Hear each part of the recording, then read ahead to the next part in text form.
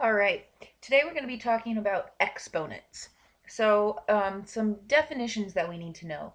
An exponent tells us how many times a number or a base is used as a factor. So, sometimes just looking at numbers makes this easier. So, let's look at this number 8 to the third power. So, my base is the number that gets multiplied together. How many times do I multiply the number together? Well, that's what the exponent tells me. So I'm going to do 8 times 8 times 8. That means 8. The exponent, how many times did I multiply it? 3 times. 8 to the third power. A power is a number that can be expressed using an exponent. And these are different ways that I might be talking about an exponent. So if I say 8 cubed, cubed means I've done it 3 times. 8 to the third power of 8. So these are common ways that we refer to exponents. And of course, if I have 8 squared, that means it's multiplied together twice. So squared and cubed are kind of special. But I could also, so I could say 5 to the fourth power. I could say the fourth power of 5. So these are ways that we commonly refer to things. Now, when we're going to be solving a problem now, we have to go back and if we're going to solve an equation or an expression, I have to go back to the order of operations. Now exponents play a factor. So I do parentheses, exponents, then multiplication, division, addition, subtraction. Okay, so let's take a look at, I believe we're going to solve. We're going to write, and then we're going to simplify an expression. So if I have 5 times 5 times 5 times 5, I would say this, my base is 5, and my exponent is 1, 2, 3, 4. So 5 to the fourth power means that 5 is used as a factor 4 times. Okay, so now let's actually figure out what is the value of this. So we're going to simplify this. So what is the value of 6 to the third power? So again, the base of 6 is used as a factor 3 times. So I'm going to have to follow my order of operations, and I'm going to do 6 times 6 is 36. 36 times 6 is 216. Should be my answer. So I do 6 times 6 first, and then I multiply it by 6 again. All right, now we're going to simplify this expression. So let's see. The first thing I'm going to do is simplify within the parentheses. So I'm going to have to do multiplication comes first. So I need to do 1.2 times 5, which is going to get us 6. So now I'm rewriting my expression.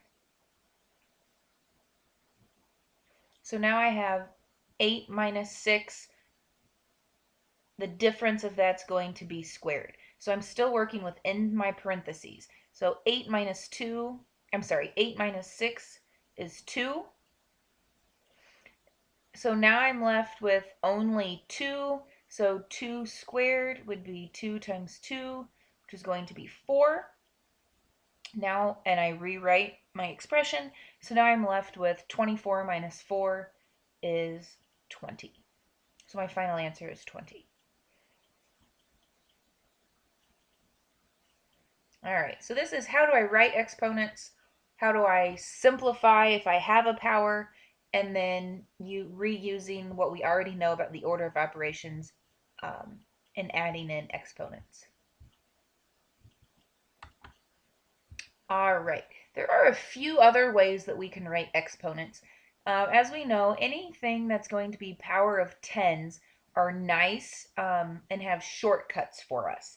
So we're going to work on rewriting this number with a power of 10 with a positive exponent. Positive exponent means I'm going to be positive and not have the negative number.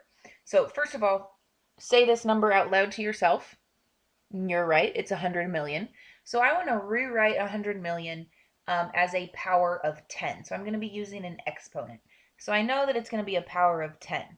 Well, how many times do I have to multiply 10 together to end up with 100 million? Here's the shortcut. I can count the number of zeros. 1, 2, 3, 4, 5, 6, 7, 8. I have 8 zeros, so it's going to be to the 8th power. So again, what that really means, if I do 10 times 10 times 10, if I do this 8 times, 6, 7, if I do that 8 times, I should end up with 100 million. Now, how could we double check ourselves? We can use our shortcut going the other way. Because I know my shortcut here is I can have this number of zeros, so I should have, in my final answer, I should have 8 zeros. Whoops, 1, 2, 3, 4, 5, 6, 7, 8. That's a 0. And then if I put my commas in, look at that, I get the same answer. So this is rewriting a power of 10 using a positive exponent. The other way that we can use exponents is pretty cool, and it has to do with scientific notation. As indicated, scientific notation. Scientists use this a lot, and we use scientific notation when numbers are so big or so small, if it's going to be a negative exponent, that they don't want to take the time to write out the big long number. So we shorten it by using scientific notation. So scientific notation has to have, it follows a little formula. So my variable has to be in between 1 and 10. So how am I going to make 88,500 into a number between 1 and 10? Well, I'm going to have, so I want to make it in between 1 and 10. So 8.85. That satisfies the criteria to be in between 1 and 10. Well, how did I make this in between 1 and 10? Well, how many times did I move my decimal point? So if I move my decimal point here, that's 1, 2, 3. So I moved my decimal point 4 times. 1. Let me double check myself. 1, 2, 3, 4. Yeah. So I moved my decimal point 4 times. So in scientific notation, 88,500 would be 8 8500ths times 10 to the 4th power.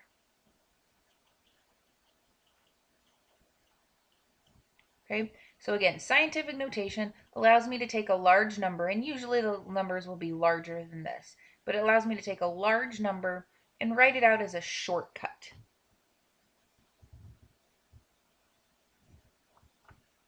Oops. All right, you are now going to try these problems by yourself, these 4 problems, and I will be back with the answers in just a second. So go ahead and hit pause on your video.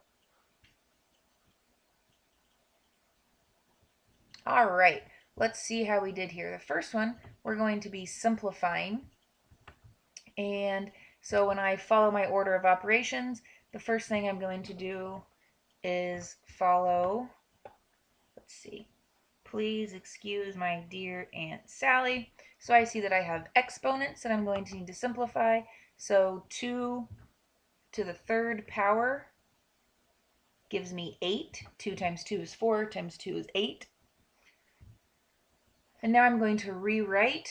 So I have 8 minus 6 divided by 3. Next, according to my order of operations, I should now be doing, oh, my pen is terrible. The next thing I should be doing is 6 divided by 3. 6 divided by 3 gives me 2. Rewrite the rest of my problem. So now I have 8 minus 2, which gives me a final answer of 6. Great, and then this one I should be doing inside the parentheses first, so that's going to give me 3. So I'm going to have 3 squared, and then I'm going to have to add 5 to that. Following the order of operations, I see I have an exponent, so 3 times 3 is 9. Add 5, so my final answer is going to be 14. All right, let's look at this one. Again, if I want to rewrite as a power of 10, how many times do I have to multiply 10 together to get 10 million? Well, shortcut is I have 1, 2, 3, 4, 5, 6, 7 zeros, so my answer should be 10 to the 7th power. And then my scientific notation, again, I'm making my whole number, or my number in between 1 and 10. So that's going to be 2 556 thousandths. How many times did I have to move my decimal point to get that? I had to move my decimal point 1, 2, 3, 4, 5 times to get it. So I multiply it by 5. And this is the end of our fun with exponents.